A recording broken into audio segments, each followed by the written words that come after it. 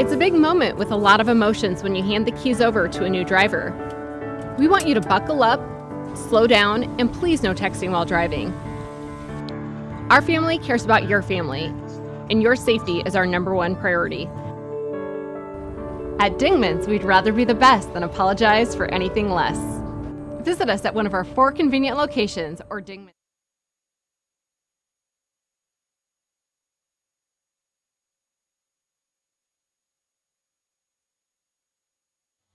Good evening. We are live. Number 6 Westside, number 7 Fremont.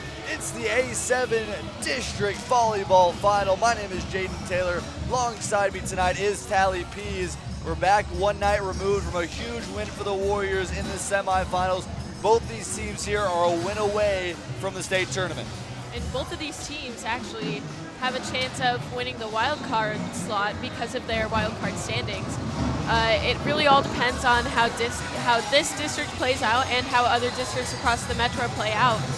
And, you know, I'm excited to see what teams end up going to state. District tournaments, I don't know, I have a kind of a love-hate relationship with them because teams that have been doing so good season long, you know, Millard West, Lincoln Southwest, and especially Papio South, they're undefeated right now. All of that can be taken away with, you know, a single loss in a district final matchup like this. Big opportunity for the Warriors as well as the Fremont Tigers. Neither of these teams have been to the state tournament in over 18 years. Let's look how we got here. Start off last night, Westside was able to take down Omaha Central in 3 sets. Central stuck it around there in those first 2 sets, going 25-16, 25-16. But that third set for the Warriors was huge. 17-0 run to start it off, ended up being a 22-1 run at one point, and ended off a 25-3 third set. And talking with Corinne Bowers, talking about how, you know, those first 2 sets changed from that third. To be blunt, she just wanted to light a fire under this team's asses to be able to get themselves prepared for this, and they felt they really needed to really step it up in those big moments, and Corinne did a really good job of being able to put that together, and that's really why I think they really pushed forward in that third set. Of course, this team has known from the beginning of the season that this season was going to be their big moment. This season was going to be their time to shine, and at the beginning of the season, it didn't really look like it. They kind of fell flat in a lot of their big moments against some ranked teams, but here at the end of the season, Corinne Bowers has managed to really uplift the mental strength of this team, and they've come a huge way since their triangular against Papio South and Millard West, and they've made all of the improvements they've needed to make. They're fundamentally sound, they're mentally sound, and they're ready to go. So, of course, Fremont able to take down Kearney last night over there in Fremont. It's a long drive here for this Tigers team. They took them down in 3 sets, but this one in no way whatsoever was a blowout for the Tigers. Second set went 27-25 in favor of the Tigers, and they did not quite look as consistent as they've been all season. Of course, a very different schedule in the Heartland Athletic Conference there for the Tigers than here for the Warriors in the Metro. It's a lot of different competition, a lot of different workarounds for this team. Of course, only 29 games, including last night, on the season for them. So a lot of questions back and forth of how ready they are for true playoff competition. But really how the Warriors are able to get to this point, really able to host the district in the first place. 3 weeks ago, this is really where the streak started. 4 straight wins at the Millard South Invite. Both the varsity and JV teams took home the title in the JV Invite. And this is a huge momentum boost for the Warriors. Right after that, the next week, they come back at home. Just the second time in school history this team was in the championship bracket of their own tournament, even just here in this gym. Ended up taking down Elkhorn North in the semis. A big win against Bellevue West on day 1. That's really what propelled them into the championship bracket. A loss to Lincoln Southwest in 3 straight sets in the finals. But man, this is a big piece for the Warriors to get to this point. Then right after that, be able to continue this momentum for the Warriors. They go on to the Metro Conference Tournament, take down Omaha Burke to start it off with. Then they're able to take down a huge, at that time, 3rd seeded Elkhorn South. And a big win, a big upset for the Warriors in 5 sets. And then they go up to Baxter Arena. And for Bowers, this was an incredibly important moment for this team. They take down Bellevue West in the semis in 4 sets. They lose in 4 sets to Papio South, but they've been the runners in Class A's entire season. Westside took down, of course, just 1 set, that second set in that one. Just the 4th set loss Papio South has had all season. And Bowers talked with her after this one. We talked a little bit last night about this as well. Bowers loved the fact this team was able to get to Baxter Arena because it brings them an entirely different atmosphere than when you're either at home in a main gym or at somewhere else. I mean, the atmosphere at a college volleyball game like you would see at Baxter Arena is so different because there's space for a bajillion more fans there than we can house in our Westside gym. The court itself is a lot quieter because it's so much further away from the stands and from all of the people screaming and cheering. And it's really, really hard to get comfortable in that sort of different atmosphere from what they're used to playing in this home gym, which is a smaller space comparatively. So a big thing for them in warm-ups, especially in the Bellevue West game, was to just really collect themselves and get used to that atmosphere. So with this, just the big run that we've seen from the Warriors, winning 14 of their last 16, win or loss throughout the rest of the season for the Warriors. This will be the third time this team has been over 500 since 1994. It's the most wins in program history. You'll check that on there. This is the most wins we've seen for this team in program history. Speaking of Fremont, we'll talk more about them and their program, how they're trying to rebuild it as well. This currently is the highest Class A wildcard position this team has ever been a part of since wildcard point system started in 2001. But the feats just continue for this Westside team. They continue to push through this momentum. They continue to find ways to win, and they're trying to do it again here tonight. This is exactly what Corinne Bowers has been working for since she came to Westside 4 years ago. Corinne Bowers comes from very, very successful Class B schools in Gross Catholic and in Scott Catholic, and she has a she's got a really, really great coaching career behind her, and so she wanted to come to Westside to do something that she'd never done before and rebuild a program and really bring this Westside volleyball program to a whole new level. And this season and all of the statistics that are on the screen right now are proving that she's accomplishing her goal. She is raising this team to a new level. She's making them more competitive, more fundamentally sound, and more ready to compete all around. Exactly what the Warriors continue to need. Like you said, this team is just fired up more and more every single night. The momentum has really just never left the West Side's way, even in their losses. And talking a little bit with Madeline Siebel as well as Anna Snodgrass, really the two senior leaders on this team, their biggest piece is when they lost to Lincoln Southwest, when they lost to Papio South. They wanted to answer back. They did not want to be a group to allow that one loss leading to 2, leading to 3, leading to 5. That was something that we really saw in the first part of the season for this team. It was hard for them to bounce back after some tough losses, but now this team's mindset has entirely changed going into this season. Yeah, they are ready to head into state after tonight. Especially the seniors on this team, they've seen the progress that Westside has made in 4 years, and they know that even beyond this season, Westside volleyball is going to be great. Westside volleyball is destined for great things, and this season is just the beginning for them. They are going to come out attacking tonight, and they are ready to dominate on the court. We're going to take a quick break here on WTV Live and our KB pregame show. Once we come back, we get more into the competitors in Fremont and what this match will mean long term.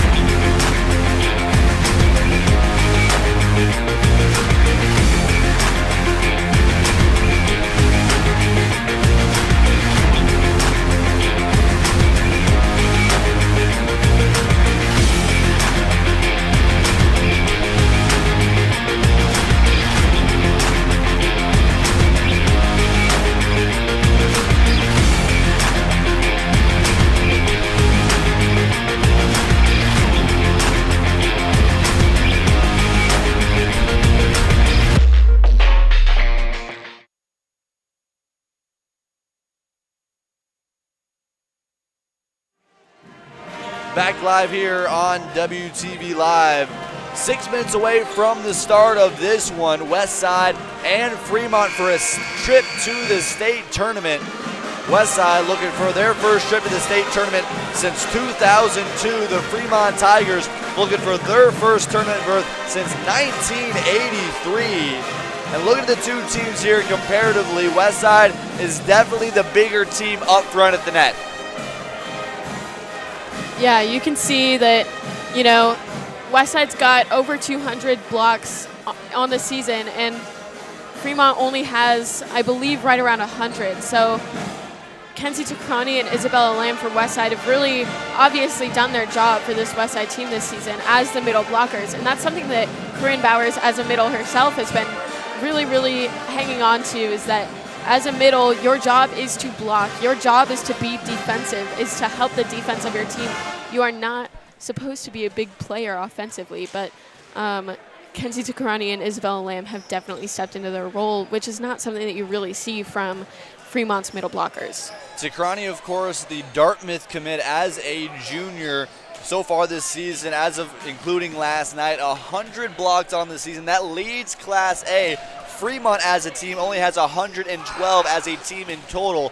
So it's going to be really big how this team matches up at the net. We saw all of last night up against Omaha Central, a very, very small team comparatively. If I'm correct, only 2 players on that team were above 6 feet.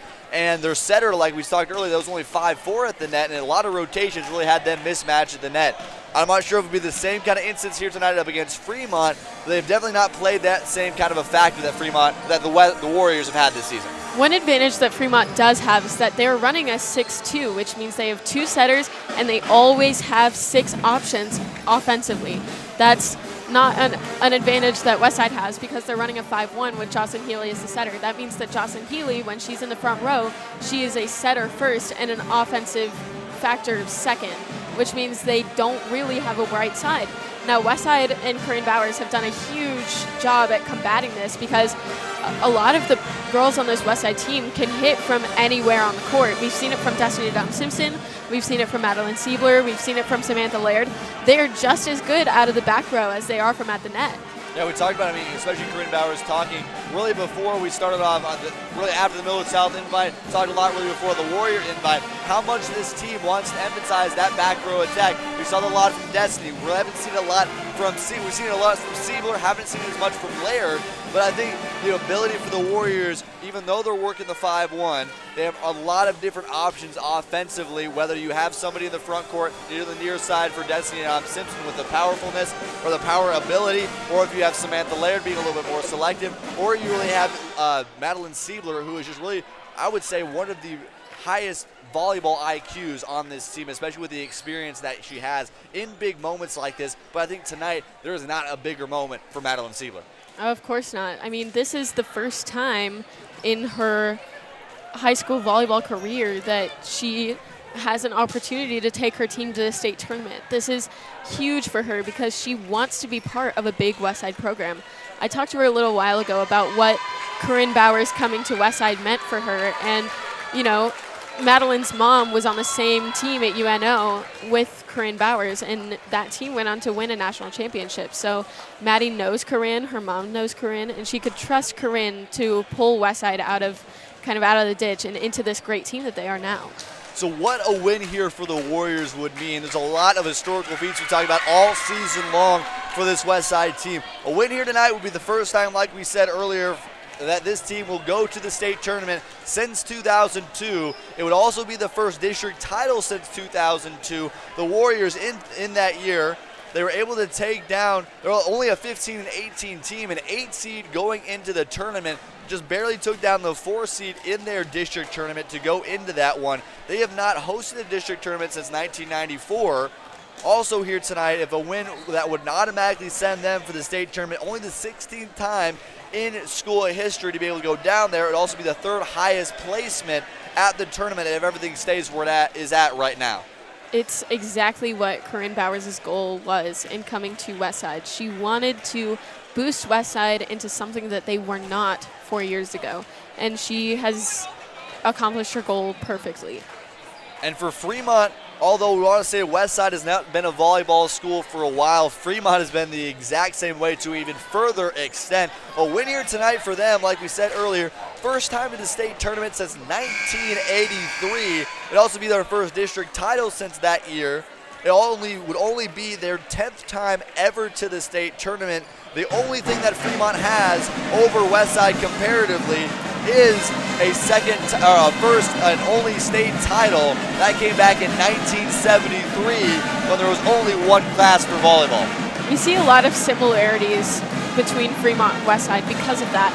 I mentioned last night that I believe that every team eventually will get their chance at, heading to state and getting that state title. And Westside and Fremont's timing just happens to match up really well, but I think with the way Westside has been playing in their recent hot streak, I think they've got all of the momentum going into tonight's game. Getting into this one, we'll take a break here on WTV Live. We'll get to your national anthem as well as starting lineups.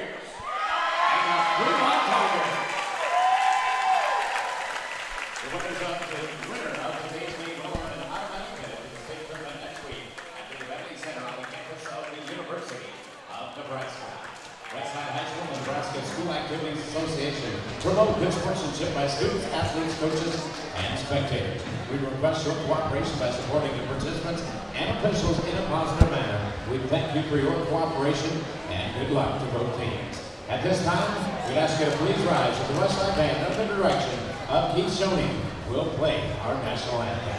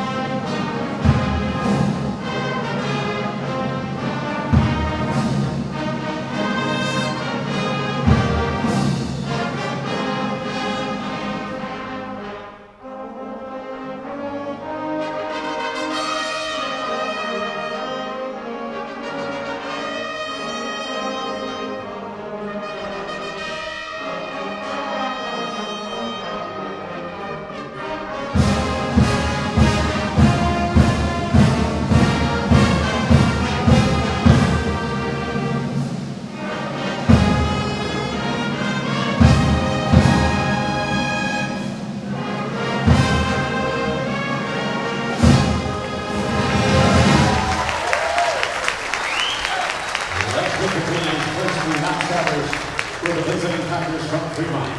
Number 4, Annika Bodie. Number 6, Riley Hooper. Number 11, Mackenzie Thayer. Number 12, Kate Pinker. Number 13, Tavasha Lisa.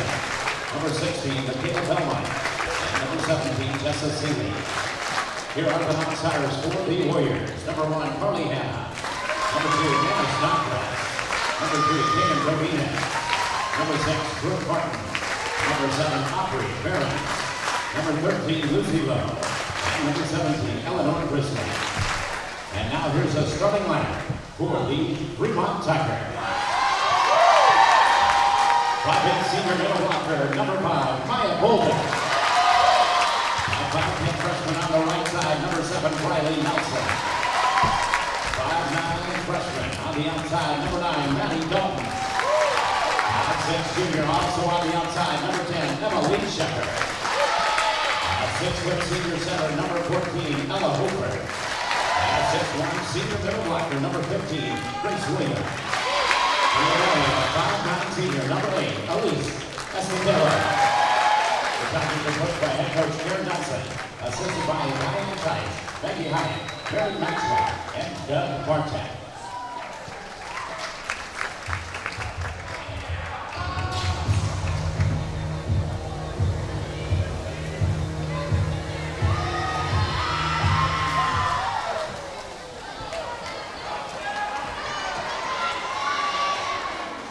And now, here's the starting lineup for your Westside Warriors. A 6'1" sophomore middle blocker, number 5, is up the line.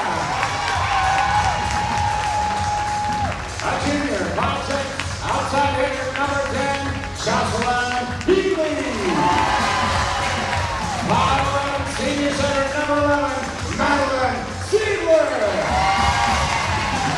On the outside, let's see, 6'2" junior, number 18, Destiny and Tom Simpson.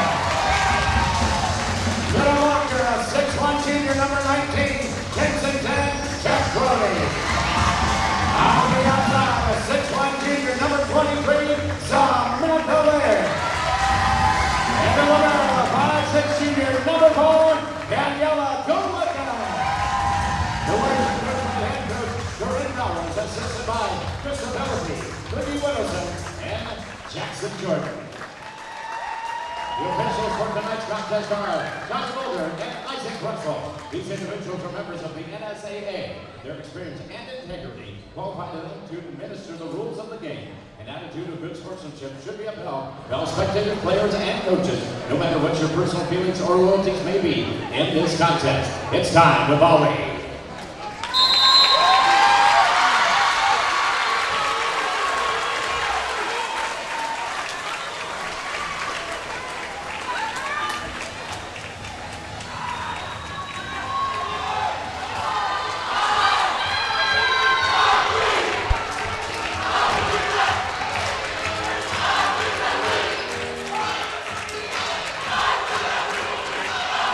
Getting ready for tonight's matchup. A trip to the state tournament is on the line. A-7 district final about to get underway. I'm Jaden Taylor. Alongside me is Tallie, Pease. It's been a pleasure giving you all these matchups all year long. Hopefully with the win here tonight, we can continue to do it down at PBA. Red Shield is loud here tonight for the Warriors. It's been an amazing 3 weeks for this Westside volleyball program, and they're going to look to continue it here tonight.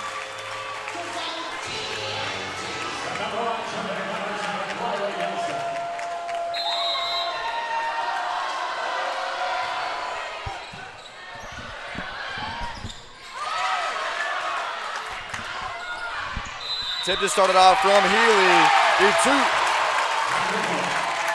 We give it to Fremont. It looks like Healy had a little bit of spin on that one. Fremont will start it off.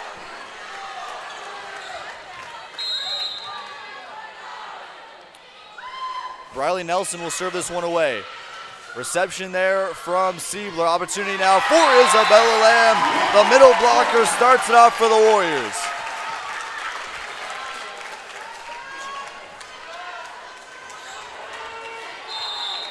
Healy will serve it away here for the Warriors.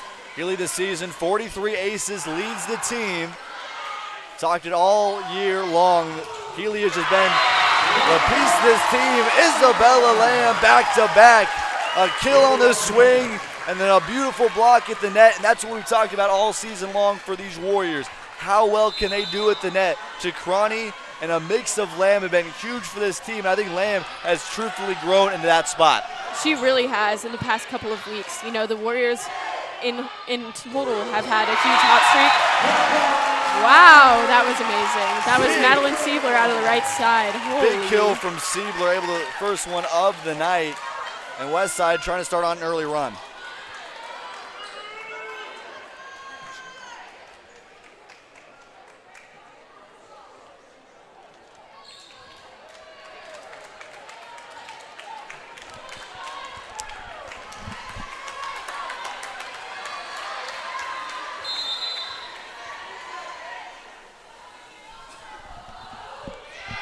High arching serve there from Healy. Back up across the middle, beautiful block. Isabel Lamb gets a touch on that one.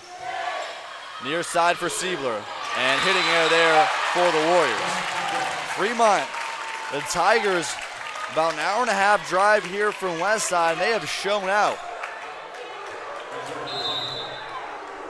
A win here tonight would be huge for both of these programs. Laird now with an opportunity for a kill. Dig in the back end, was tipped back up at the net. Another dig there from Daniela Goligan. Back row attack here, and that one hits the net. Madame Simpson with the hitting error.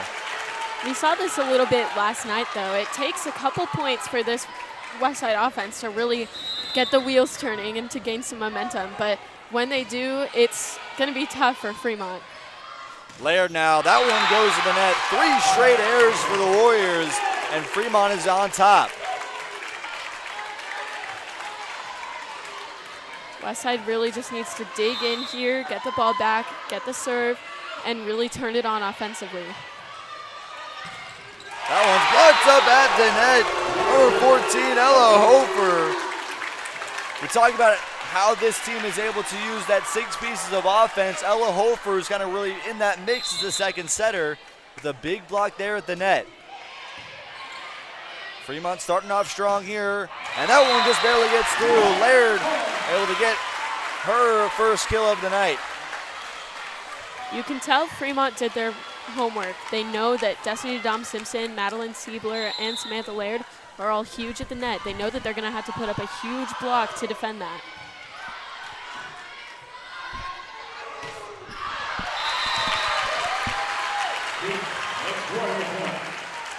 Now serving number 23, Samantha Laird. 5-5 here. Samantha Laird will serve. That one will go long. Westside just cannot help themselves out here in this first set.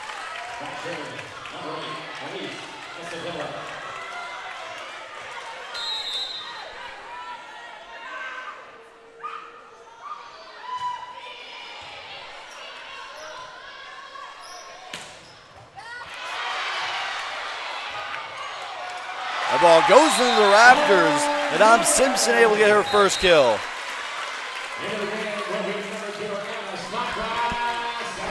Anna Snodgrass will come in to serve. Snodgrass this season 38 aces, just behind the leader for the Warriors in Healy. This one knotted up at 6 apiece. That one looks like Westside's trying to work that right side. And that's able to just barely fall out of the hands of Snodgrass.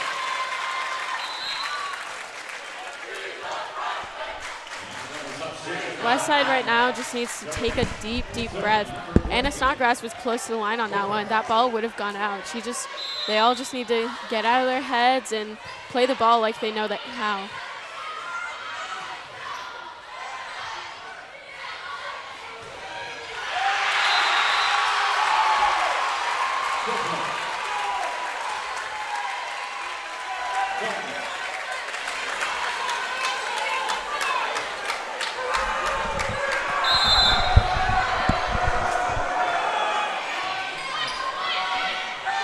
Warriors trying to work themselves back. Down by 2 here. Beautiful kill at the net. Fremont is fired up. Maya Bolden with her first kill.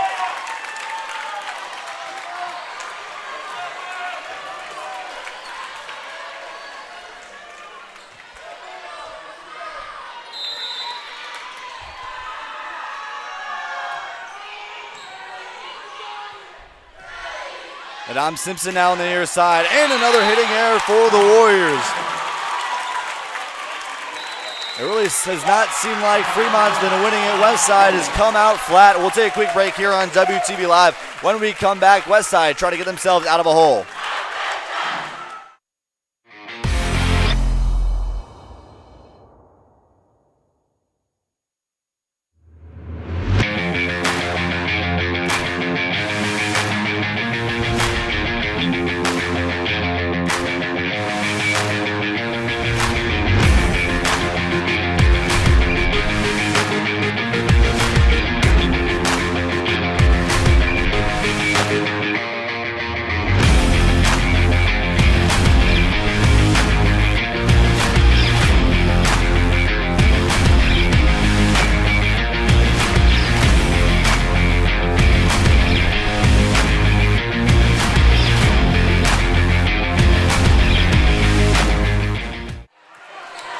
Back here in the first set.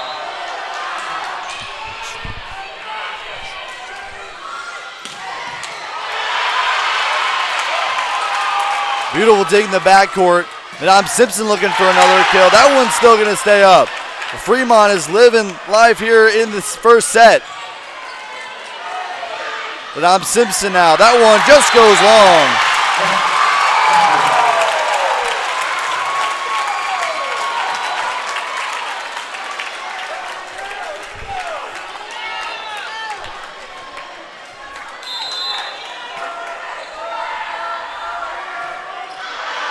And a serving error goes long. Westside trying to maybe find themselves a little bit here in this first set. Fremont started off very strong. Maddie Dalton, as well as Elise Estudio, been the big pieces Fremont team. They've started off hot. Backcourt now, that one just goes long. And I want to say here, at least in this first set, neither team is, like we talked about a lot, neither team has really earned their points here in this one. They've kind of just given them up back and forth in a lot of different errors. Yeah, we saw that a lot at the Westside invite, particularly in the game between Bellevue West and Millard North. There was an entire set where teams were just going back and forth and making errors and not making it difficult for their opposing team. A big kill at the middle. Once again, Maya Bolden, her 4th kill.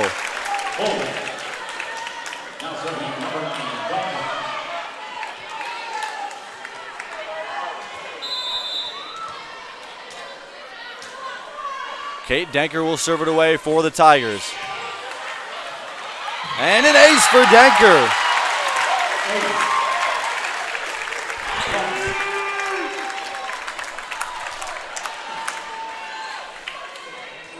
It's all Fremont now here in this first set. Westside struggling to find any kind of life after a huge win up against Omaha Central last night. And I'm Simpson now. That one just barely stays in.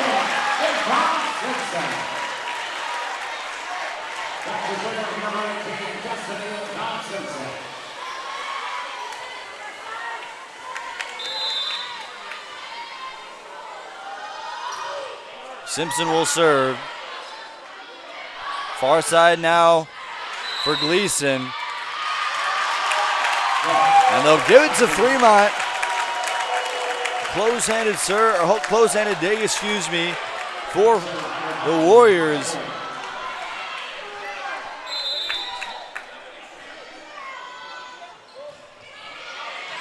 Another ace.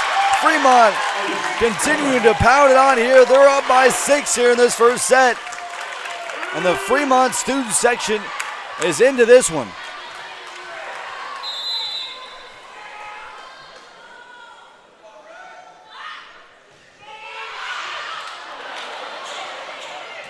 Almost a serving error. Westside just going to have to give this opportunity back up here for Fremont. Another opportunity, beautiful tip. Golgan able to keep it alive. They'll give it to the Warriors. Westside trying to creep themselves back into it. That was a back row attack from Ella Hofer. You'll see that called a lot because Ella, technically in the rotation, is in the back row as the setter. So she must have jumped and come off the ground, and she was in front of the 10-foot line, so they're allowed to call that. Beautiful block at the net. Isabella Lamb with her 2nd. There's nothing like a good block to get everybody fired up. Hopefully that can be kind of what jump-starts this Westside team.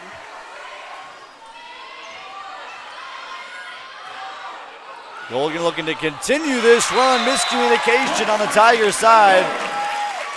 And the Warriors now, after a big push there to start it off from Fremont, did that timeout from Bowers get this team kind of fired up like last night?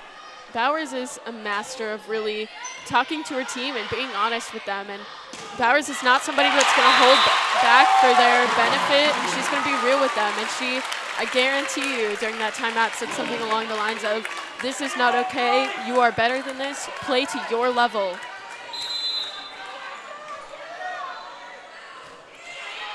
Riley Nielsen serves it away. Tip there from Laird. That one's back up at the net block. And Laird will have to give it back over. Back up in the middle across the net. That one just barely goes out. Was there a tip? There was not. They gave it on the scoreboard to Fremont. It should go to the Warriors.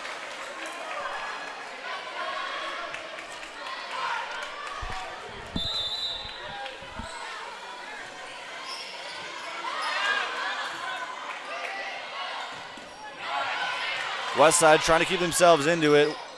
That one goes, able to keep it back in. 3-point game now. Westside trying to bring something here. Beautiful dig in the backcourt there from Nadam Simpson. Laird now able to get the kill. It's Laird's 2nd. A huge similarity that I've seen between Fremont and Westside so far in this game is that both teams are very, very aggressive at the serving line. Fremont's done a really great job of making Westside's job hard on them, and Westside's serve receive is going to have to pull through. Fremont trying to stop a Westside run here. This one's been a back and forth set. Westside started off very flat. The Tigers been loud all night. We'll see how they can continue this one.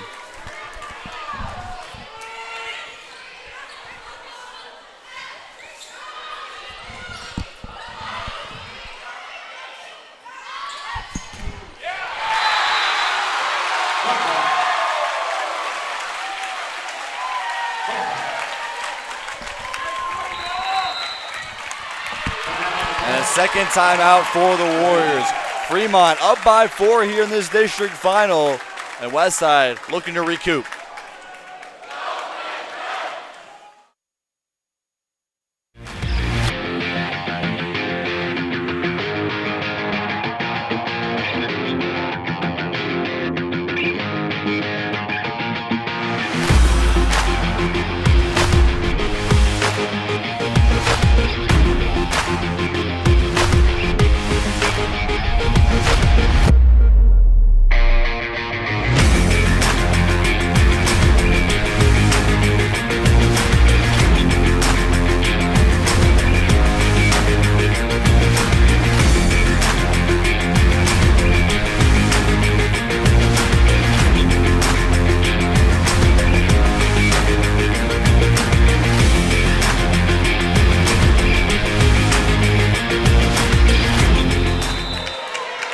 To 14 here in this first set in favor of Fremont.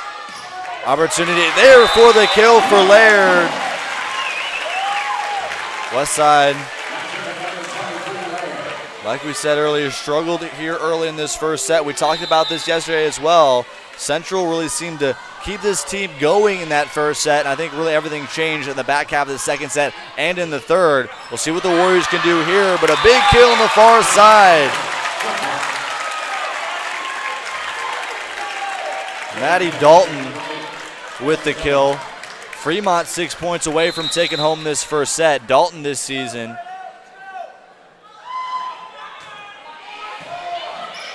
has 219 kills, and they're an opportunity for Siebler, unable to find it. Beautiful dig by number 16, Michaela Belmont. Far side now to Siebler. That one is tipped back, and a kill for Siebler.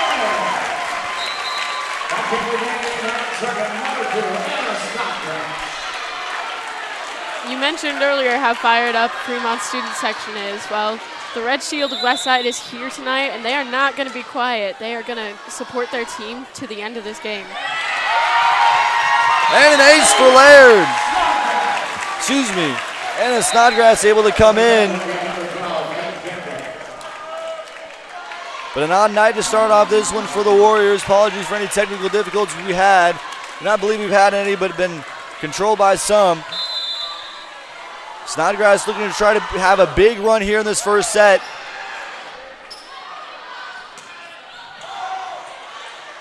.39 aces on the season. Destiny Simpson with the big kill. First explosive opportunity there for Nadam Simpson, and Westside's within one.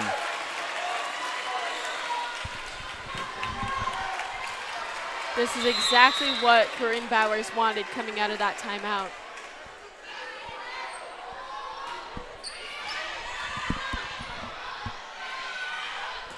That one blocked up at the net, and Kenzie Takrani's going to get the kill. There'll be a lift, and Westside is tied up at 19, and Fremont will take their first time out. Huge momentum swing for the Warriors. This is exactly what they needed.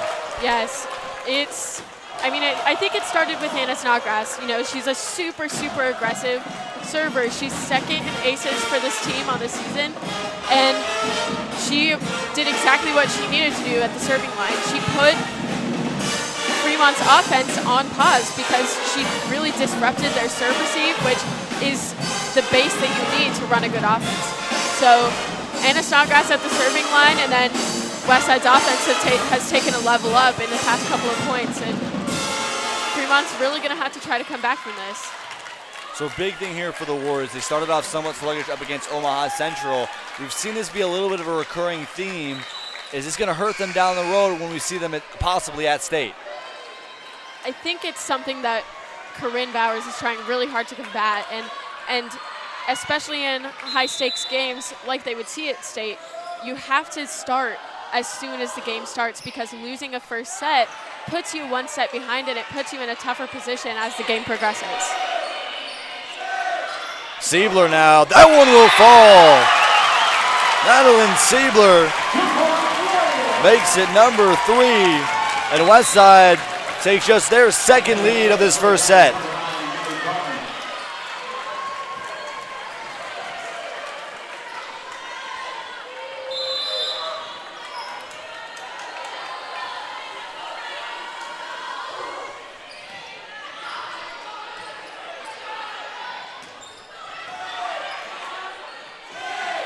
Near side here for Nanam Simpson. That one tipped and won't be able to fall.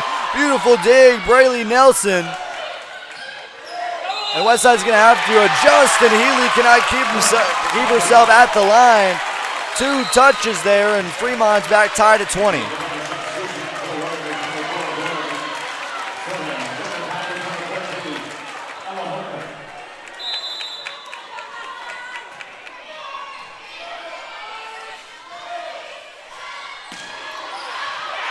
That one just barely goes long from Nanam Simpson. Her second hitting error. This Westside offense has just not found consistency here in this first set, and Fremont has taken advantage of a lot of the missed opportunities. Ella Hofer will serve. Line drive serve there. Daniela Goligan with the receive. Siebler now with an opportunity. Beautiful dig in the backcourt. Grace Williams, that one's at the net. Westside ties it back up at 21. The defense has been huge for this Fremont team all season long. It's really why they've been so good. The backcourt has been so consistent. This team has 3 different players with 200 or more digs on the season. That one goes long. Braylee Nelson. It's been really the story of this first set. Neither team has truthfully gotten a lot of their points. They've really given up a lot to the other team. Westside within 3. Siebler there with the serve. Far side, tip back up. Will they call it a tip? They will. Fremont's tie this back up at 22 apiece. We see a lot of similarities between these two teams. Fremont's offense is very similar to Westside's offense, and they hit the ball with the same prowess. Maddie Dalton will serve. Opportunity now for Nanam Simpson. As Sudil with the dig, tip back up the net by Kensington Tikrani. Nanam Simpson once again.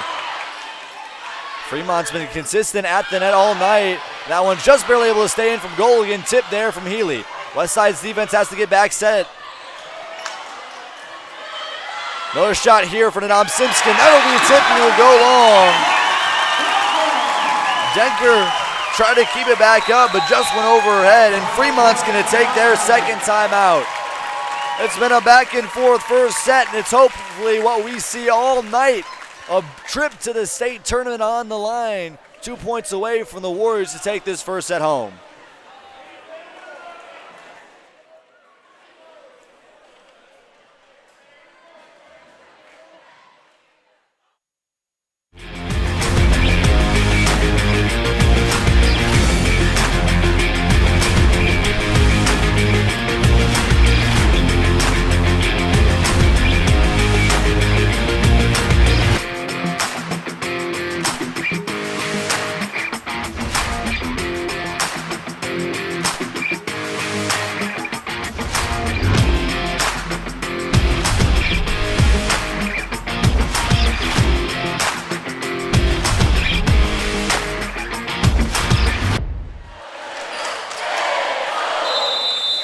A loud Westside crowd for a big historical night for the Warriors. And Nanam Simpson will serve here in the first set. It's been back and forth all night here. A huge block at the net.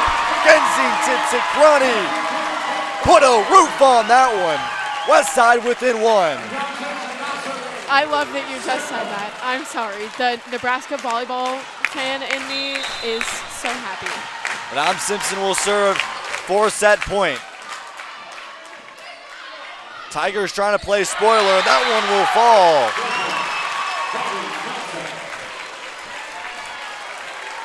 Riley Nelson has been huge on that near side. We talk about how this Fremont team works with that 6-2 rotation. Westside, of course, started off the season with a 6-2, have changed to a 5-1, and it's made them a whole different team. Beautiful dig there from Madeline Siebler. Opportunity now for Tickrani. She ends it. Kenzie Tickrani fired up. She's got me fired up. That was beautiful, beautiful slide. It's something that you would see out of college volleyball players, and that's actually a lot of where Corinne's inspiration for her offense has come from, is from watching college volleyball. It's what inspired her to really promote the back row attack and to get her middles more offensively involved, more than just blocking. And a big thing here for the Warriors. We talked so much about this first set. We're talking a lot about this second set as we look now at our Viking Industrial painting keys to the game. And looking specifically first at Fremont, they have to win this second set. We've talked so much this entire season how much the second set means in a 3 out of 5. The momentum can swing in such huge and different ways either way for whether it's going to the Warriors or their opponent. A big thing here, Warriors go up 2-0. I don't want to say they're a lock to win it, but the momentum just changes so much for the Warriors. For Fremont's entirely different. If Westside can take the second set, then Fremont will have to battle back 3 straight sets in order to take the match. That is why it's important for them to take the second set to make their job a little bit easier. If they don't win the second set, they're going to have to push for 3 more sets if they continue to win. And it can be exhausting to put up such a strong force for that 5-set game. And a big thing as well, Maddie Dalton is going to have a huge game for these Tigers. We've seen her a little bit here today. We've really talked a lot about Riley Nelson, the freshman. This team is full of freshmen and full of seniors being a part of this group. Another big thing here for Fremont, can they find a way to compete at the net with these Westside pin hitters? Like we talked about, only 112 blocks on the season. Kenzie Tickrani, if I'm correct, it's 102 with just tonight. And if Fremont can continue to be able to work up at the net, it's the only way they're going to be able to win this one. I mean, we've seen it in this first set. They've had an answer for every ball Westside's put up. And for Westside, like, same thing on their side. You have to win the second set. They have to take advantage of opportunities on offense. Sometimes we'd see opportunities they wouldn't be able to find the right set that they'd be able to get, and they sometimes give it away. Other thing we're also going to see here, continue their strong back row attack. We saw that here a little bit with Destiny Simpson, also once again on the far side with Madeline Siebler. And we'll see what they can do here in the second set. Westside leads this one a set apiece, and Healy serves this one away. Ella Hofer, that one goes too long.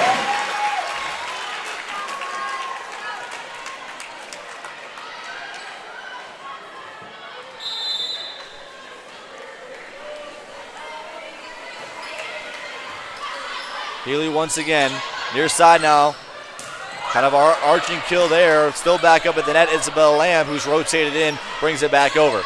Now far side, another long kill attempt there. Siebler now.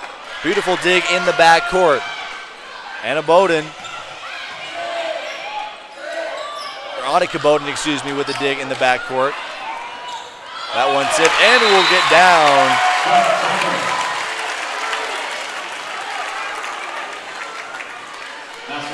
Grace Williams, we've seen a lot of her and Dalton this season, who've been the kill leaders. Williams is the middle blocker. Westside has really had a really different set of how they want to use their middle blockers. But back-to-back, Grace Williams, a kill and a block. Like we said earlier, Westside and Corinne Bowers really wants to use Isabella Lamb as well as Kenzie Tickrani at the middle blocker position. More for a defensive style for Fremont. they really want to see this team use their middle blockers and all pieces out of this team. They really want to find Williams as well as Belmont a lot more in the offensive rotation. After the serving error, Samantha Laird will serve. Tip once again there from Williams. Near side now to Dom Simpson, off the net, and will fall just barely off the tape. And Dom Simpson now with her third. It's been a little bit of a slow match for Nadam Simpson tonight compared to other matches that we've seen in the past 2 weeks. But and an ace for Laird. Perfect timing for Laird. West Side's up 2. And I swear, I will admit myself, going to Baxter Arena, I think, was a great atmosphere for this team. I don't think we've seen another atmosphere like this season for the Warriors. it's hard not to be fired up when you're in the Metro Conference Finals, but they really had the pedal to the metal that night.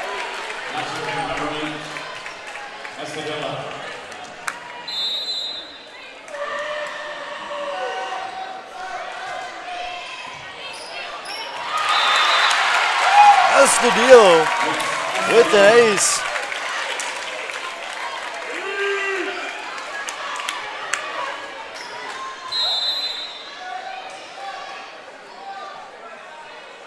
Tied up at 4 here. Healy's going to have to retreat on that one. Now an opportunity for Nam Simpson. Beautiful dig in the backcourt by Estudillo. And that one just goes too long. No tip. They'll give it to the Warriors.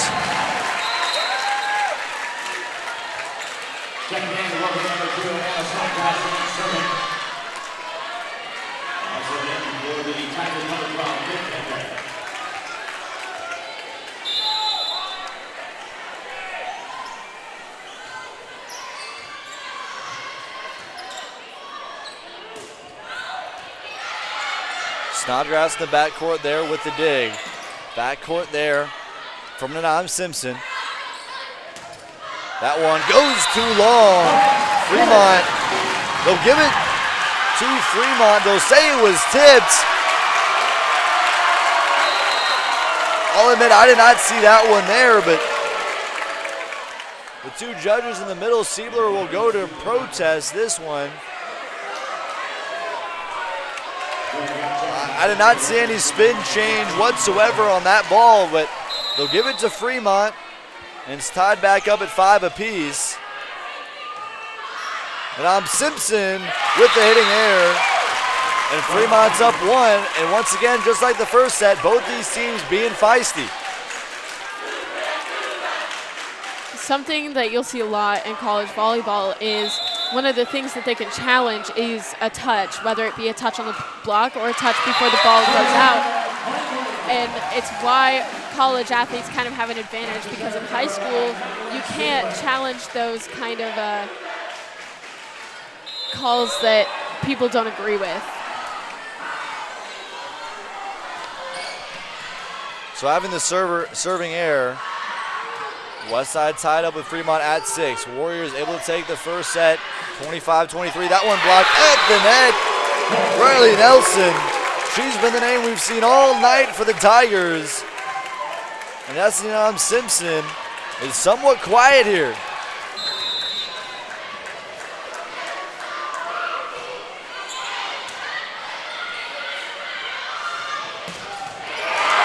And right after I say she's been quiet, she shuts me up real quick. Then Simpson with a powerful kill. It's her 4th.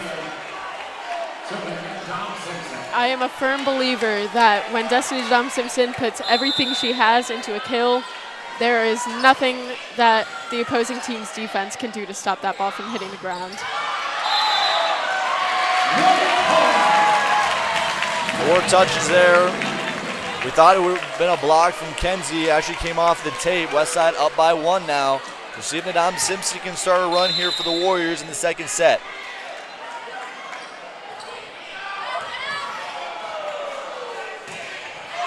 That one just gets through the arms of Kenzie Tikrani.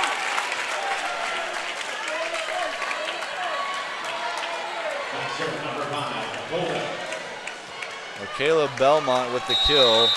Back to serve now for Fremont, Maya Bolden. That one just barely goes too long, and the miscues continue for these two teams. It's been somewhat of a sloppy night.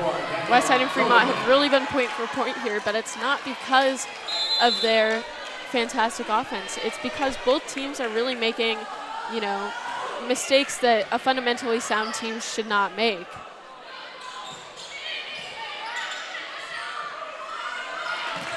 Laird blocked at the net. That'll stay in. Line judge on the far side of your screen just barely had that one in. This one's tied back up at 9.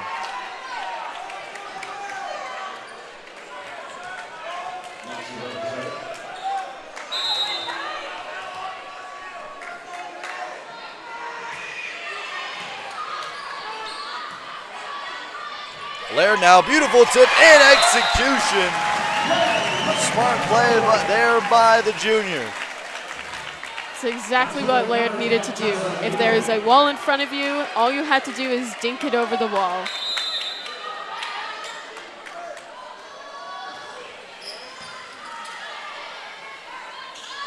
Near side, not the greatest of sets there from the setter.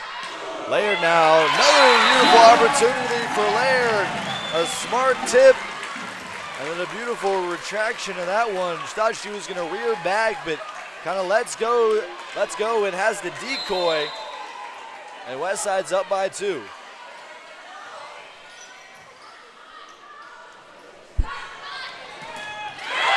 And Laird, after 2 kills, makes it a block at the net. Westside continuing to push here, up by 3.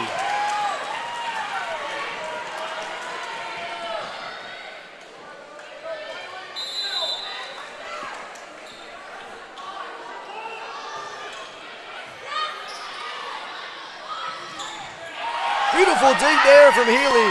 Westside now has an opportunity on offense. Healy, middle to Isabella Lamb for the kill. It's a timeout for Fremont. Isabella Lamb, her second kill along with 2 blocks. And this Westside crowd is fired up. They sure are. I am fired up. It is really fun to see Isabella Lamb, who's only a sophomore for this team, the youngest player that they have on the court right now, come such a long way in the past 2 weeks. Before really the hot streak that the Warriors have hit, Isabella Lamb was more of a docile player on the court. She was there to block and to block only, and she did her job. There's no doubt about that, but she didn't really get us fired up as we've seen a lot of Westside's other hitters. Recently, though, that has hugely changed. She has both blocked and hit to the best of her ability, and I'm so excited to do what she does in her future at Westside Volleyball. Reminder that both the middle blockers as well as the 2 main pin hitters and Samantha Laird as well as Destiny Dom Simpson will be coming back. Everyone on the Westside court you see currently except senior Madeline Siebler will be back for their senior season next year. This team has a lot of depth, yet is very young as well. A little bit of spin on that one. Healy wide, gaping opening out there. Not happy with that one, a little bit surprised. I'm not sure if I saw that either. I don't think I did. I did not see any spin on that ball. I think she did a wonderful job with that set. Westside's been trying to work a lot of swings to their middles here we've seen this season. Long back court, that one goes too long from Simpson.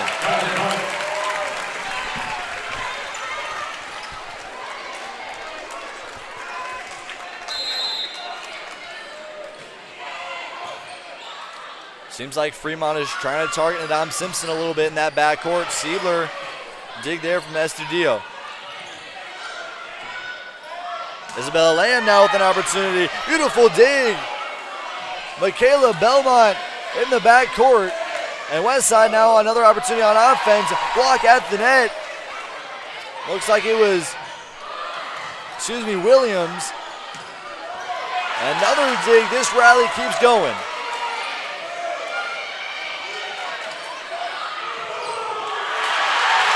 And Healy just barely gets beat. Williams once again in the middle continues her stellar night. Fremont after the timeout is within one, and Corinne Bowers will take a timeout for the Warriors. These two sets have been back and forth.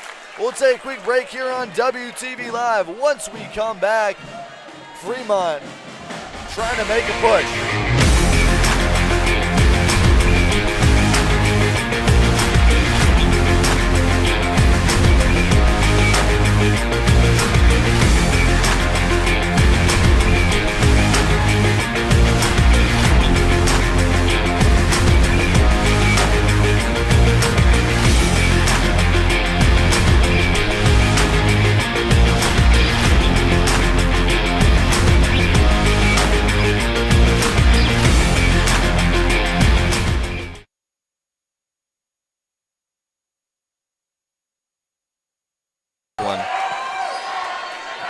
Second set action here to start off this one. Fremont within one of Westside. Near side now to Siebler. Tip just barely gets over. Still blocked back up at the net. Beautiful tip there. Touch. Katie Denker has tied this one back up at 13.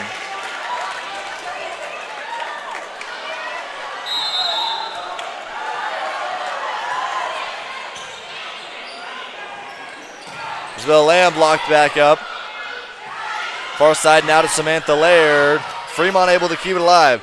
Fremont has done an amazing job here tonight at the net, and they continue here. Fremont up by one. First time in this set that Fremont has led. And the Warriors somewhat on their heels.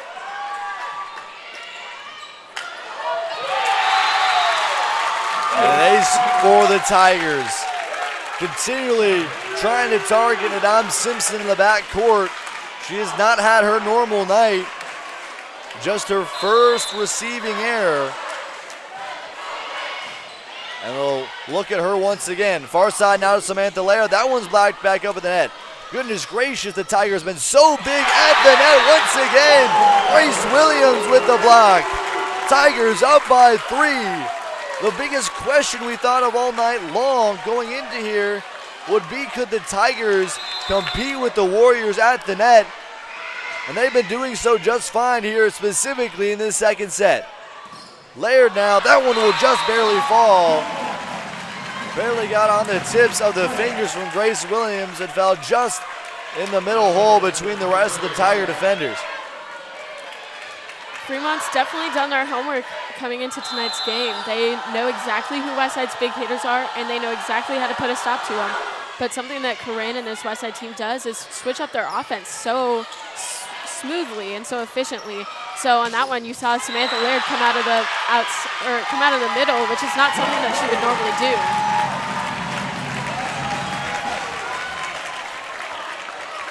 There was a net violation there for Fremont, so Westside's got the ball back.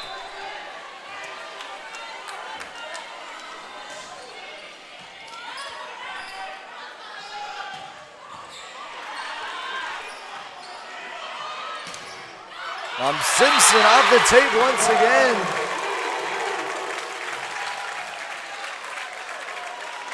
And Destiny here tonight has not been her normal self.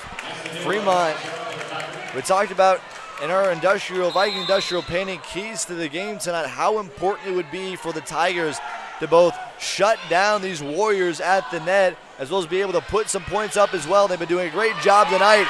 I think every single time I say something and Adam Simpson is not finding anything, she finds a big kill. Is that like a reverse commentator's curse? Hey, if it works, it works. Snodgrass will come in to serve. Adam Simpson with 5 here tonight. Both these first 2 sets have been knit and gritty, and a big block. Kenzie Tikrani. She has just been consistent all night long. 5th kill of the night, 105 on the season.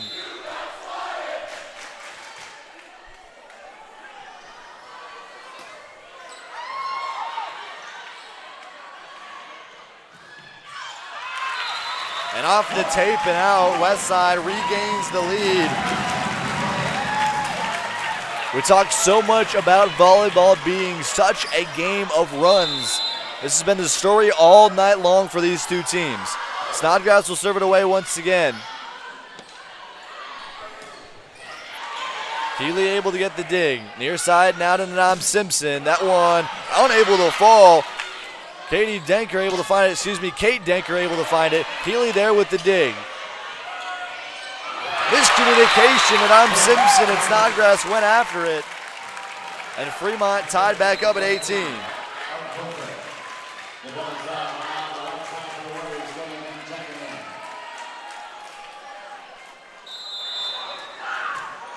Ella Hofer there with the serving error. And right when Fremont thought they could stop Westside's momentum, the Warriors hoping to continue that here. Siebler will serve. It's been a loud night here for Westside action, a gloomy night really across Westside and Nebraska. But this one's been fired up. Thought there might have been a double tip there. Swing out to Kensington Ticrani. Been the piece all night long. Ticrani will force a Fremont timeout. Westside 5 points away from going up 2-0 in this one. Take a quick break here on WTV Live. Once we come back, Westside looking to continue their momentum.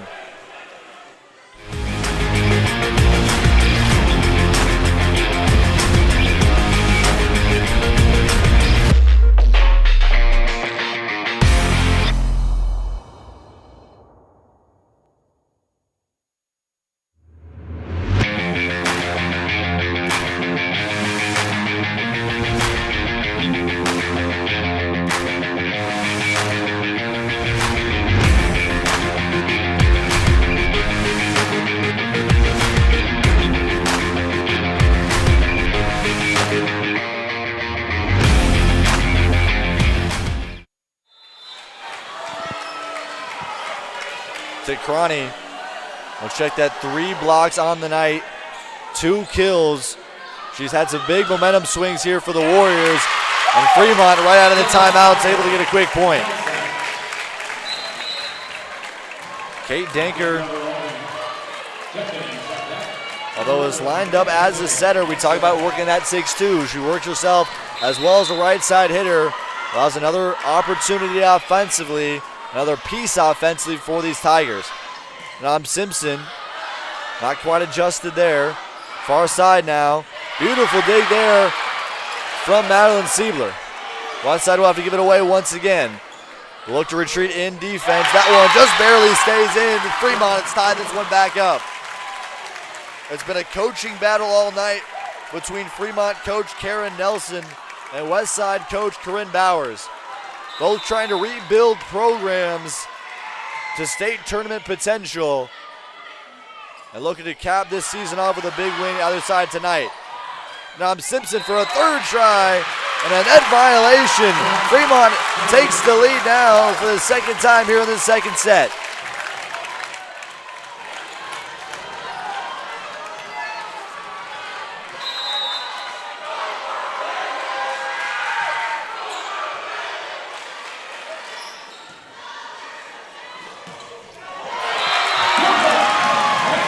Right after we hear the chants from Fremont's student section of overrated, that Nam Simpson, a little smirk on her face after that kill. Number 6 tonight for Nam Simpson. Definitely has not been consistent from her big nights throughout this season. There's been a lot of different pieces there, and Simpson with an ace answers back. And I think she's found her rhythm once again. Warriors 3 points away from taking home this 2nd set.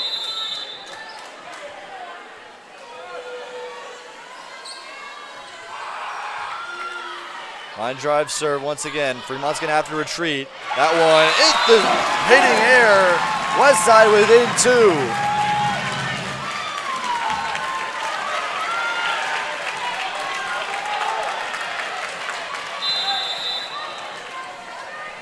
Fremont does not have a timeout here in the 2nd set. Westside does have one. An easy opportunity.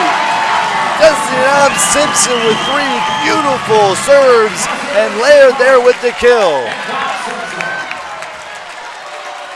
Westside 1 point away from going 2-0 here in this one. And Simpson looking to continue a big run here in the second set. That one blocked in the net by Takrani. Tip to the backcourt. Now near side to Laird. She will end it. Samantha Laird ends the second set 25-21. And the Warriors fired up on that near bench. That is exactly what we needed to see from Samantha Laird at the end of this set. We've talked about it so much in the past couple of days. Destiny Simpson and Samantha Laird bring an incredible balance. They're like a yin-yang for this Warriors offense. Destiny Simpson brings the power and the explosion, but Samantha Laird, like you just saw in that kill, brings the precision. She knew exactly where to place that ball in order to get the set-winning kill. So real quick before we get to our third set of this matchup, as Hey Baby plays here in Westside's main gym, this is something that I love to hear. I have not heard this here in this main gym this loud and to this extent since sophomore year. And man, this program has been entirely different, both the volleyball program and what we've been able to do up here. But man, it's good to have a big crowd back. But looking at our Dunkin Trivia Question here tonight, Westside, like we said, looking for their 16th trip to the state tournament. They've been there 15 times. What team have the Warriors played the most in those 15 tournaments? Westside, of course, last time they played in the state tournament was 2002. Before that, it was 1994. Before that, it was 92 and 85. The Warriors, by far this season, have shown, at least made a very big argument to be the best team in this program's history. They absolutely have. And it's all happened really within the last 2 weeks.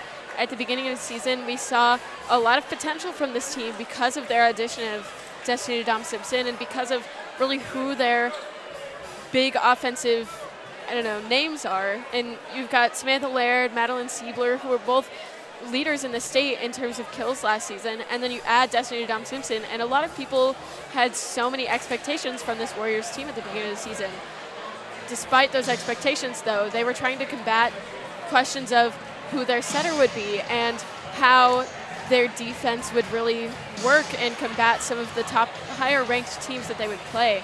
So just in these last 2 weeks, this team has really come out of their shell. Every time they've hit the court in the last 2 weeks, they have just really shown people what they're capable of.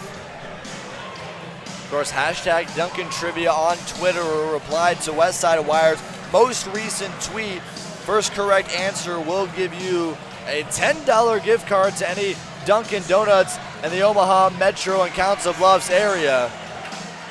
The Warriors here tonight, although it has been back and forth and Fremont has shown why they are a top 10 team, especially here tonight, the Warriors just figured ways to pull these ones out.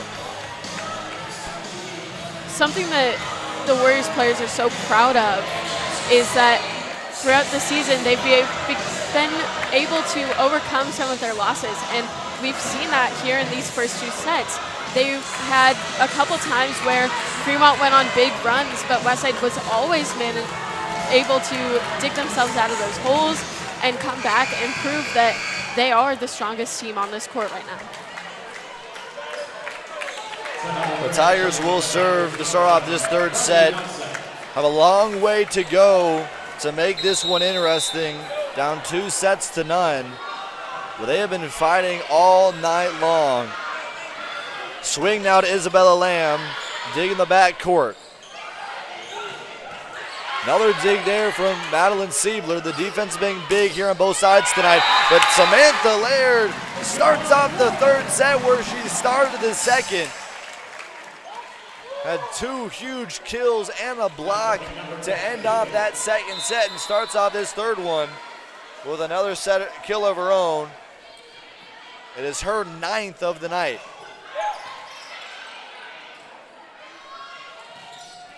Siebler answers back with a kill.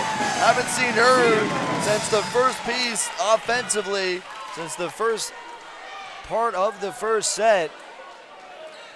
But I think these Warriors Now, if they're starting with some adversity in those first 2 sets, might try to find their rhythm, and find consistency there. That one will stay in. Jocelyn Healy, make hit number 46 on the season.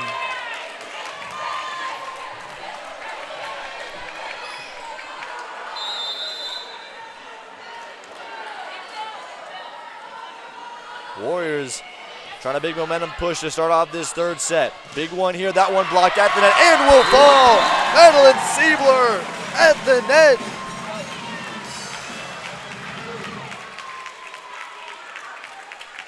A few more blocks, and I think this Westside team could start building an apartment complex here in these next couple weeks.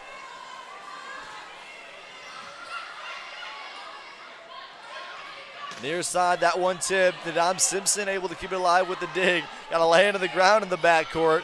Westside's defense will have to adjust.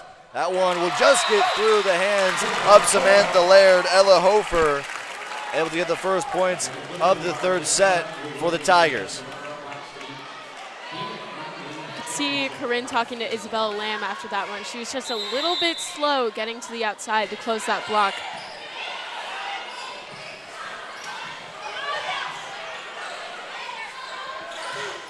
Big block at the net. Back-to-back blocks for Madeline Siebler. We talked so consistently how this Westside team is just dominated at the net up against really in big moments. The only time that we've really seen them struggle was up against Papio South. But that 2nd set when they were able to take down the Titans 25-19, they've really shown what they've been able to do and do the same thing here tonight. Siebler, 1, 2, 3, able to consistently keep it going. And on the night for Siebler, it's her 5th kill. The 6 points that the Warriors have so far tonight have really just been a highlight reel of what this team can do. So fundamentally sound here, these Warriors here in this 3rd set. And the Tigers have not been able to find it. Nelson wants a timeout. The Warriors starting off strong. 1 set away from sending themselves to the state tournament. We'll take a quick break here on WTV Live. Once we come back, Westside and a big swing.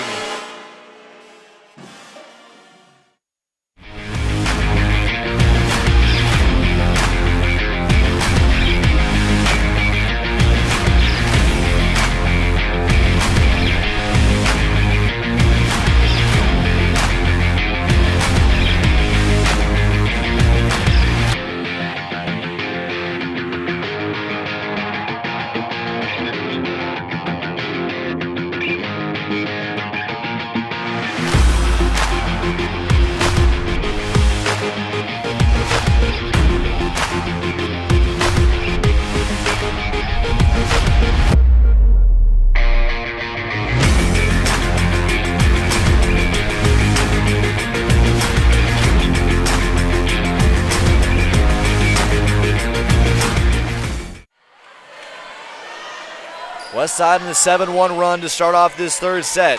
Trying to take it home in 3 straight up against the Tigers. Fremont has been consistent. They've really been given the Warriors a lot to fight for.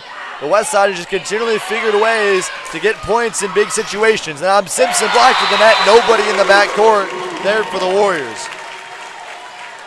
Seen a lot of Ella Hofer and a lot of Grace Williams at the net for the Tigers. They've been the big pieces offensively for this team. Estudillo.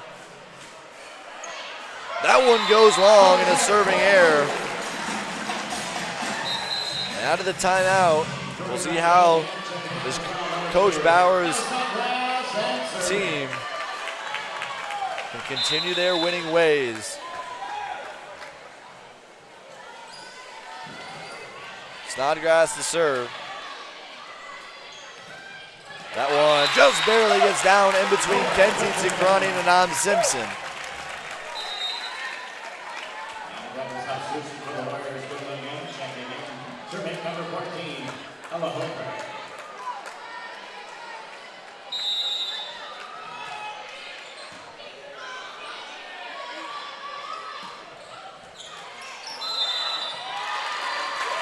lift from Hofer.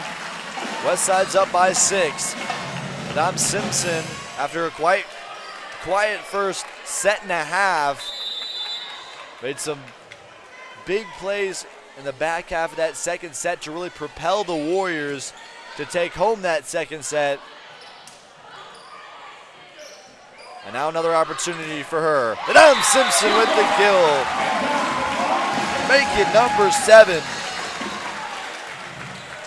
Adam Simpson here tonight with 7. Samantha Laird with 9. And then Isabella Lamb and Kensington Ticrani with 2. Madeline Siebler with 5. Lamb has 2 blocks at the net. Kenzie Ticrani has 3. And somehow Laird's able to just get a foot on, or excuse me, a tip for a palm on that one. That one just barely goes out. They'll give it to the Warriors. Coach Nelson is not happy on that one, nor was Ella Hofer, who is trying to add on to their kill total tonight. And Westside is pulling away here in this third set.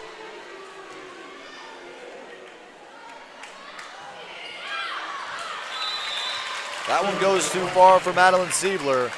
But man, this gym has become entirely different than what we saw maybe 20 minutes ago. Yeah, they are all fired up. Fremont knows that it's do or die time right now, and so does their student section. So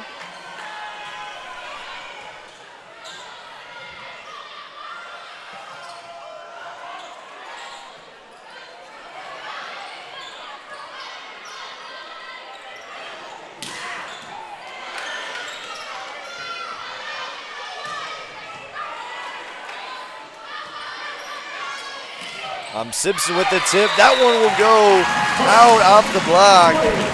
And Westside still up by 8. This third set has been all Warriors, as we saw 2 back and forth first 2 sets. Westside, as we mentioned, looking for their first state tournament berth since 2002. Fremont looking for their first since 1983. Samantha Lair there with the kill, make it number 10. in sports like baseball and softball, you see batting coaches telling their players to, hit the holes. And that's exactly what this Westside offense has been able to do on the volleyball court. There are certain holes that are always there, depending on how the opposing team runs their defense. Samantha Laird has been really able to take advantage of those holes.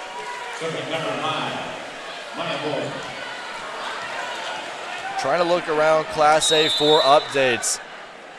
Fremont, of course, even with the loss here today, really for the Warriors as well, there's still a possibility these two teams could find themselves in the state tournament. To remind everyone how Class A districts were, 7 different Class A districts. The winner of each of those districts head to state, and then 1 wild card based on the NSA Class A wild card standings comes in as the final spot for the state tournament. All seeding in the state tournament is based on wild card standings. So even if a 4 seed in District 1 somehow takes down an A1 district, they would still likely be an 8th seed depending upon their wild card standings.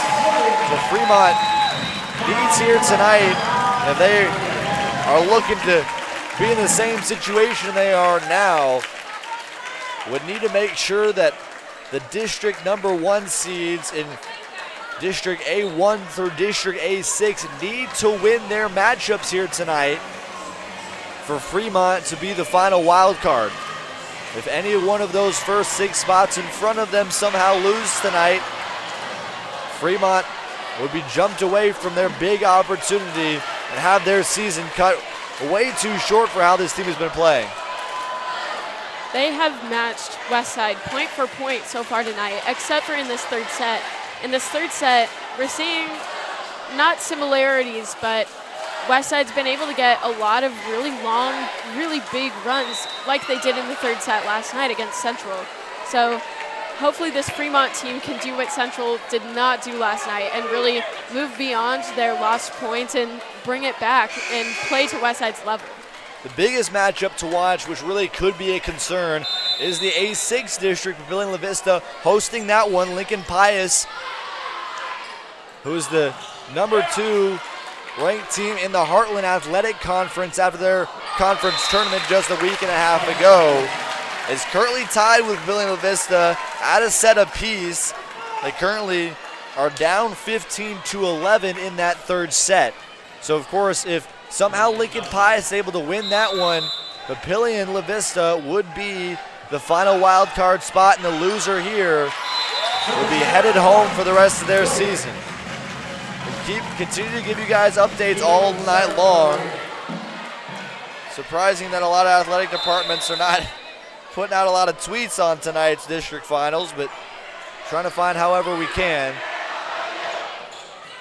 Westside, after 2 really close first sets against the Tigers, are blowing the Tigers out here in this third set. Much kind of the same situation that we saw last night up against Central, and Isabella Lamb makes it her 3rd kill up at the net.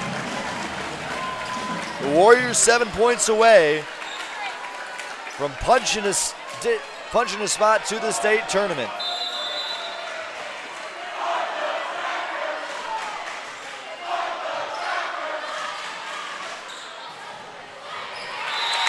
Big kill up the middle from Grace Williams.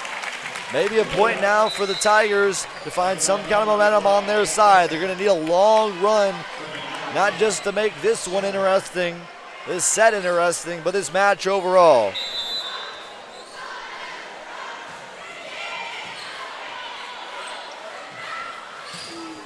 And Siebler able to add on to her kill total. It's her 6th.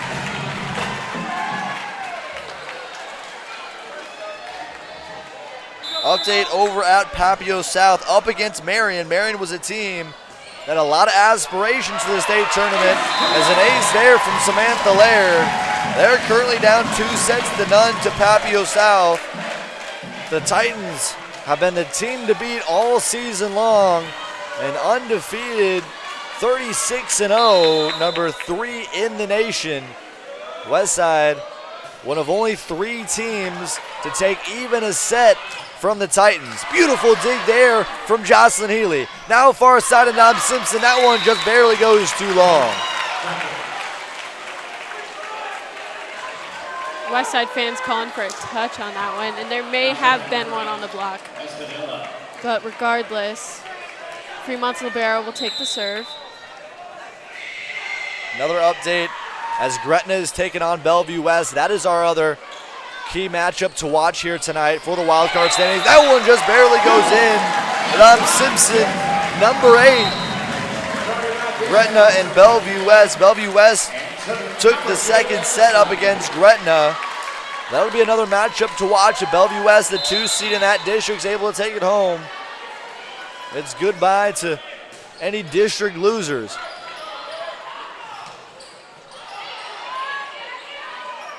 Swing for Ticrani. Kenzie Ticrani, number 3. Been a huge piece of this team here tonight. And Westside 3 points away.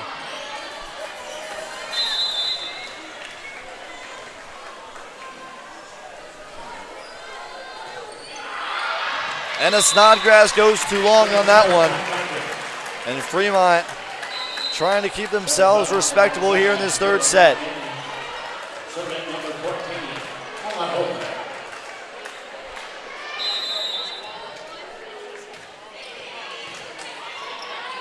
Healy wants to get it to Ticrani. Make it 4!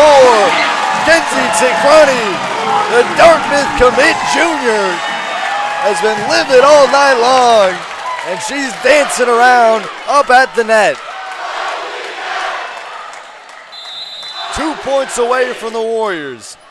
Such a big season for this team. So many aspects.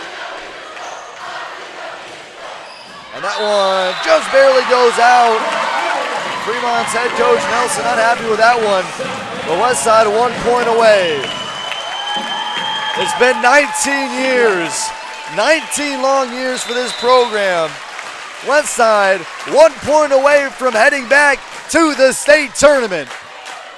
Near side up at the net. That one is tipped and goes out of bounds. They'll give it to Fremont.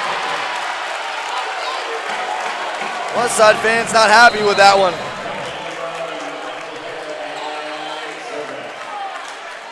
They cut away my beautiful breaking ending. Warriors, the Corinne Bowers experiment looks to continue here for the Warriors. A big win here tonight could send them to the state tournament. 1 point away. Nanam Simpson, beautiful tip back up the net. Fremont trying to keep themselves alive. Dig there from Daniela Gulligan. Nanam Simpson able to keep it alive at the net for the Tigers. Back up at the Raptors. Nanam Simpson once again, and that falls for the first time in 19 years. Westside Volleyball is headed to Pinnacle Bank Arena. A week from tonight, the Warriors will be vying for a state tournament championship. This team that has worked all season long had so high of expectations from the loss up against Papio South in districts a year ago from last night, has turned this around and has turned into one of the hottest teams in Class A and one of the top teams to watch in the state. Class A girls volleyball district. Final season, congratulations going to the Fremont Tigers. Please come forward to accept. It was an odd start to the year. So many expectations for this team. Not as much meshing to start it off with. But man, 15 out of 17 to end off the regular season for the Warriors. And the first district title since 1994.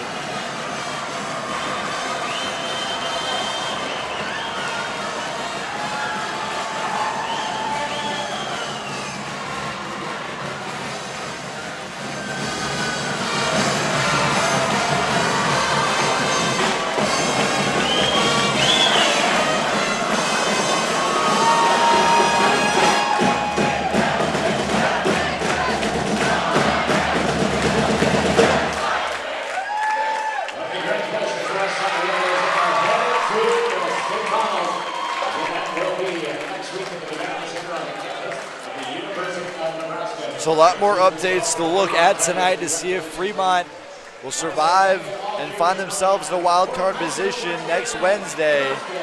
A lot that can still move around. Bellevue West and Gretna still going on. Papio and Papaya Sac still going on. But what a fight for this Fremont team. They still have a chance to head to the state tournament. Two programs that in no way have been known for their excellency in volleyball are looking to turn their programs around and looking to become contenders. I'll be interested to see how the rest of the districts in the state play out.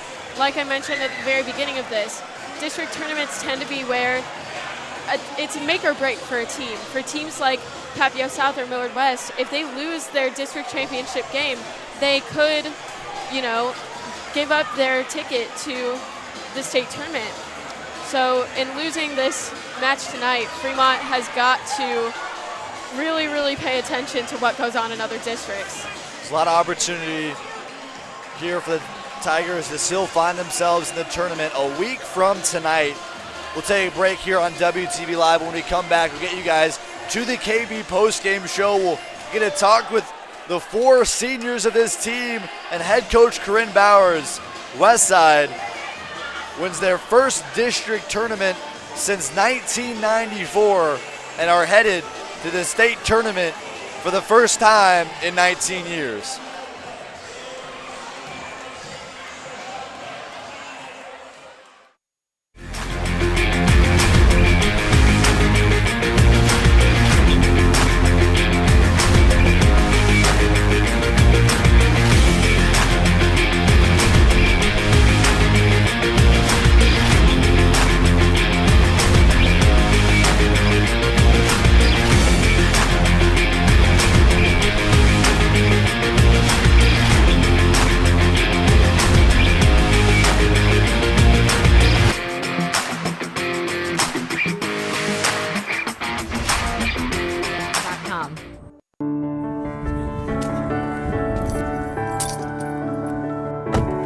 It's a big moment with a lot of emotions when you hand the keys over to a new driver.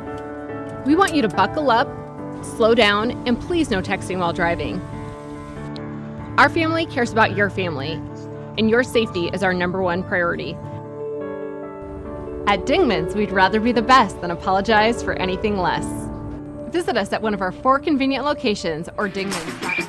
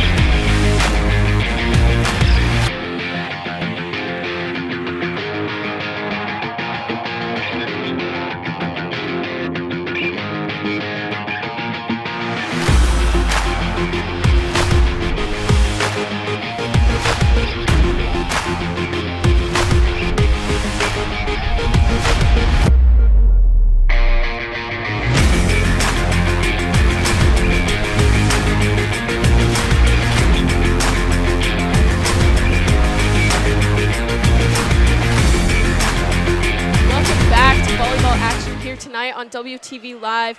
We're going to take you down to Jaden Taylor with our 4 seniors of this historic Westside volleyball team. So I'm here now with our 4 senior leaders for this Westside volleyball team. Westside's going to head on to the state tournament for the first time since 2002, the first district title since 1994. I'll first start with the 4-season varsity letterman, Madeline Siegler. I mean, talk about this season as a whole. You started with Corinne to start off this program. You end with Corinne here as a senior. What does it mean to have the state tournament your 4th and final year?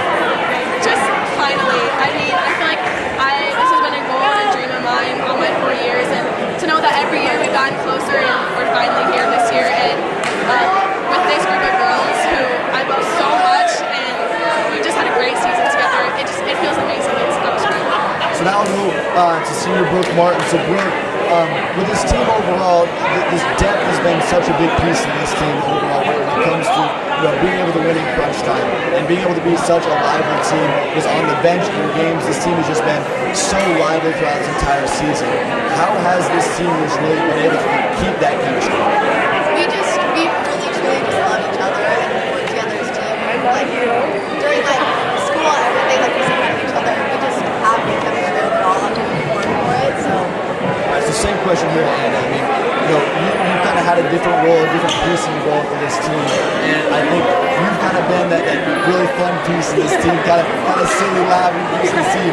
And I think although this team has been consistent and serious on the court, you guys are not too full of yourselves either.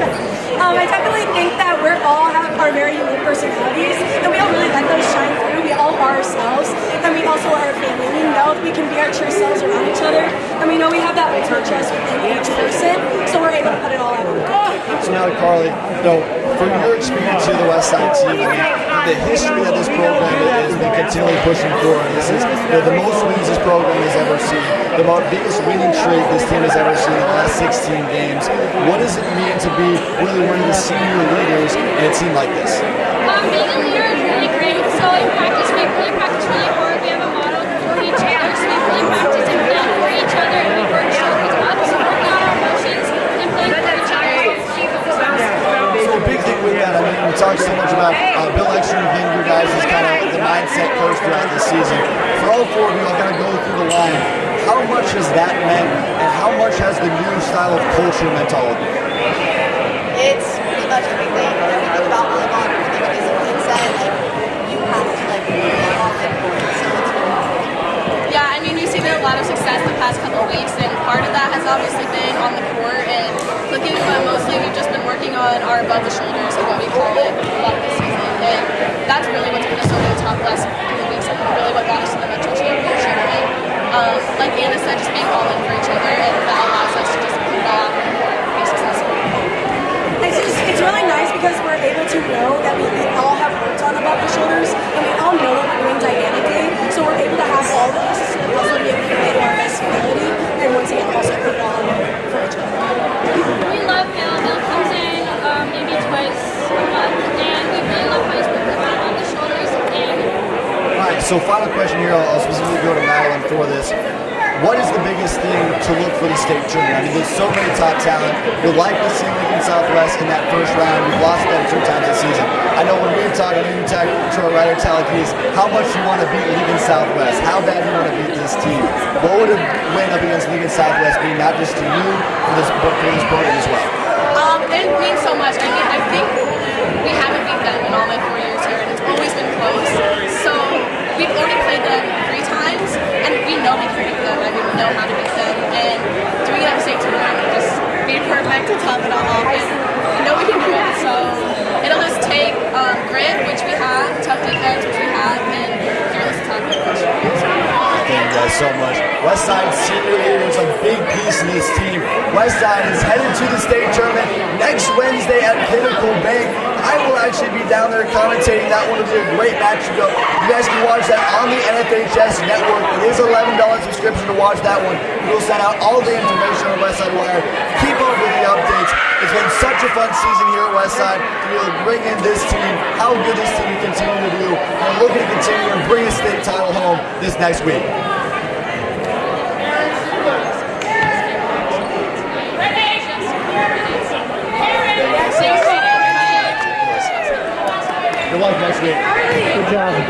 Good job. I felt the question that was the question that went to all four of them.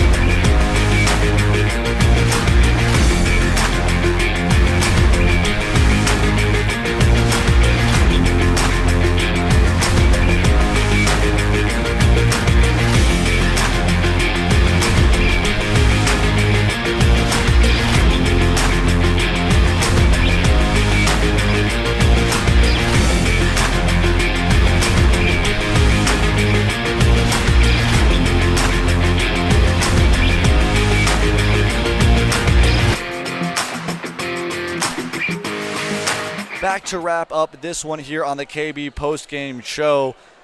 Here with Tallie, Pease. I mean, we've talked so much about how the senior group has been so big. I mean, I definitely had the expectation, and I think you did as well, of how good this team could be this season.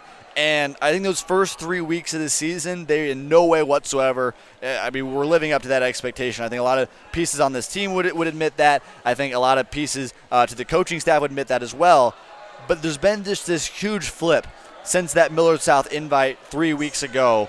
And there's some things that can pinpoint it, the change to a 5-1, the different atmosphere this team has had. But what do you feel is really the biggest piece to just the massive flip this team has had to really finding their potential? They are finally embracing the championship cultures, the championship culture that Corinne Bowers has been trying to instill in them all season. You know, go for every ball like it's the championship point.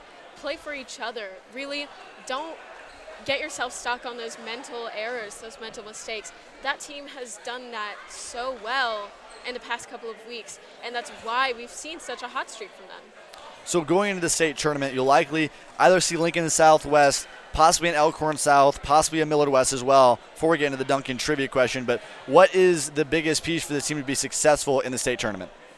They really just need to play as fundamentally sound and as as much as a team as they have in the past couple of weeks, they have worked together like no other. We talk a lot about Destiny Dom Simpson and about Samantha Laird and Madeline Siebler, but really they're only 3 of 6 players on the court, and every person on the court at a time is doing whatever they can to make sure that this team is successful, and they're all doing such a great job of working together, playing for each other.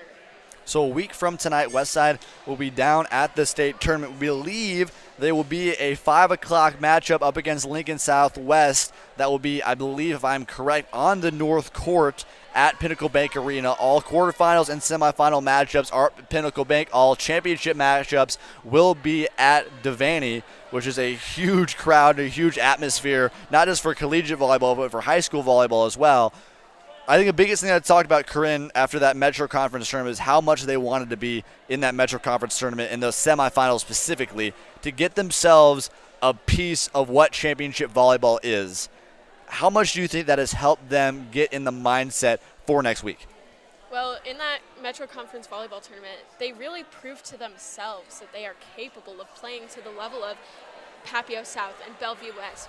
They are able to match the level of these teams, and they prove that they are a top 10 volleyball team in the state of Nebraska. They deserve to be in the state tournament. That's what they proved to themselves in that tournament. So before we wrap things up here, we'll get you quick. Never had a time to finish up our Dunkin Trivia Question. Did not have anybody on Twitter looking at it currently, what we've seen, but our Dunkin Trivia Question of the night, of course, Westside Volleyball has been in the state tournament 15 times. This will be their 16th. What team has played them the most times in that tournament? It is Lincoln East. Lincoln East has played them 5 different times in the state tournament. The odd thing here, Westside has never won a single set up against that Lincoln Southeast team. The Lincoln Southeast has blown them and taken them out of the tournament all 5 different times they've seen them. But looking here this week, this might be a different chance, and this is a very much so a different team here for the Warriors. It'll be interesting to see, especially considering the fact that Lincoln Southwest has really been Westside's Achilles heel for the past years on end. Madeline Siebler at the beginning of the season said that playing Lincoln Southwest was going to be she wanted to beat them because she's, in her 4 years of Westside varsity volleyball, never beat Lincoln Southwest. So it'll be interesting to see how that goes for them. So Westside will be a week from tonight. We'll be down at Pinnacle Bank Arena. Watch on Westside Wired Twitter as well as westsidewire.net for all the updates for this upcoming week. From what I believe, there's at least 3 or 4 more games still left to see here tonight as we have some technical difficulties on our camera to end off tonight. But we'll have 3 more different matchups that we still have going on to see if Fremont will be the wild card team. You could also see Papillion La Vista if they fall to Bellevue West. Could also see Millard South be able to take down Elkhorn South. Elkhorn South could end up being a wild card as well. Still a lot to talk about here tonight. You're going to be able to watch a lot of updates on westsidewire.net to finally see the 8-team bracket that will be finalized tonight. We'll make sure you stay tuned both on the NSA home Twitter page as well as Westside Wired. I'll be staying up all night and making sure that we figure out who are the 8 teams that we'll see at the state tournament. Next week at the Pinnacle Bank Arena, I will be our main play-to-play commentator on the NFHS network. That one will not be free, of course. Be on the NFHS network, $11 per month to see that one. Looking for some other options to get you guys a lot more free options to be able to watch that game. We'll work into this next week. Westside is headed to the state tournament. It's been a hell of a season. They end it here at home with a big win up against Fremont. They're headed next week. The season continues. The magical season continues for Westside, and we'll see what they can continue to do next week at Pinnacle Bank Arena.